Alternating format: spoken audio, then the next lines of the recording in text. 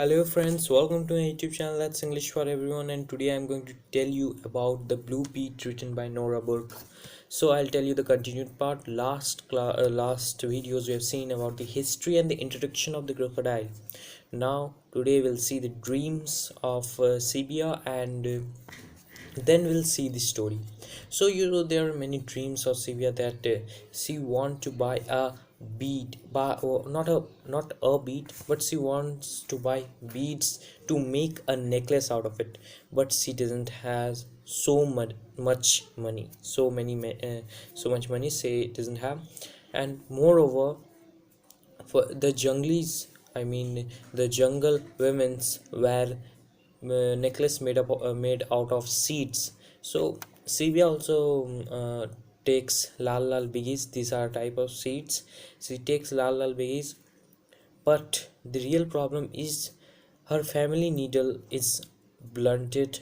Her family needle is blunted, and to perforate, to make a hole in the lal biggies, we need a sharp needle which should be burned, and then only it can be perforated. They are very hard seeds, so she cannot do that. So she has a dream to make a necklace out of beads. Now let us move to the story. So what is the story? The story is as usual, as a Sibia with the group of women's and her mother. She uh, goes to the fields to cut the paper grass. There she goes, cuts the paper grass, and from the hills she looks down, as if a kingfisher is looking for a fish in the river. This line denotes that a girl like Sibia, wants to play. This is the time for their play, their enjoyment. They want liberty, means they want freedom. They should not work. They want freedom like uh, not caged bird. Okay. So again her mom calls her for the work, shouts on Sylvia and calls her back for work. And after a while they go from there with their fork and the sickle. They go from there, but little Sylvia is very very and tired, and she lost her group and the mother. So the mother and her group of women's goes back to the village, but little Sylvia is very very. So on this stepping stone, on the middle of the stepping stones, she not sits there, but she stands there for a while, and she is very very. Meanwhile, the Gujjar women's, those who are living in the camps, the Gujjar women's with her gurras came to take water, but the bank water was muddy, so she came to the middle of the river, and then she wanted to take water from there.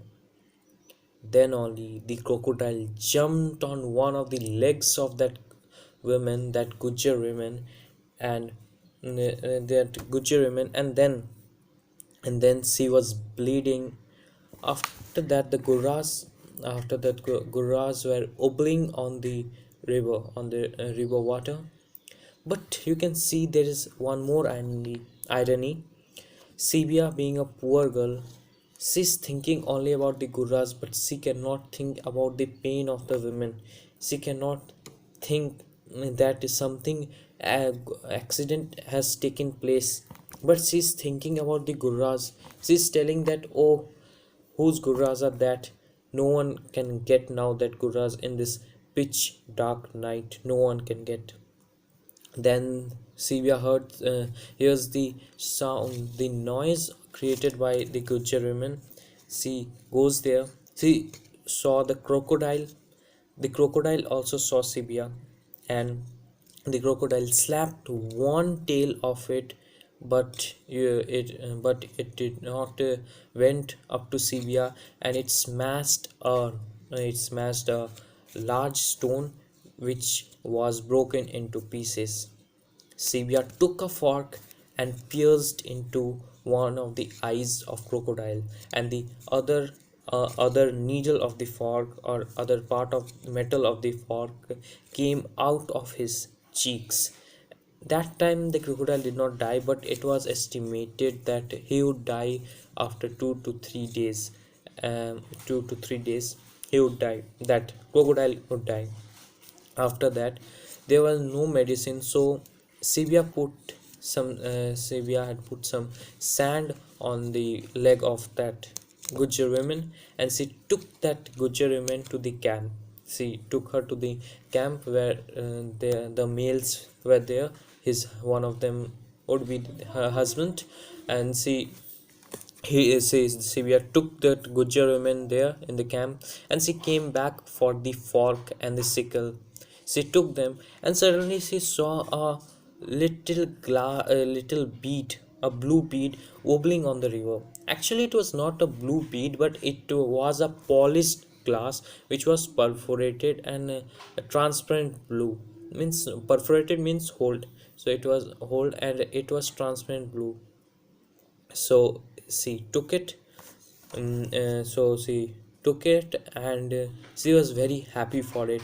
It was the time for the makana elements. It is one of the species of elements. So it was a time for makana elephants to come and to drink water, but she was not worried for that. She was not worried for that. Actually, she was happy that she got a blue bead. And when her mother came to call her,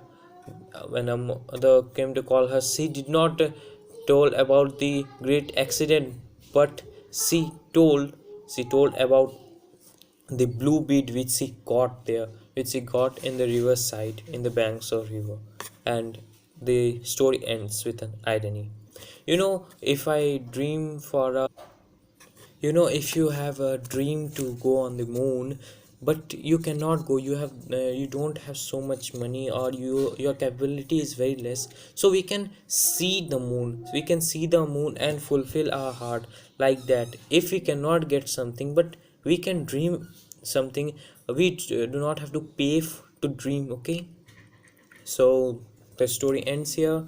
Please like, subscribe, and share my channel, and thank you, and have a very nice day.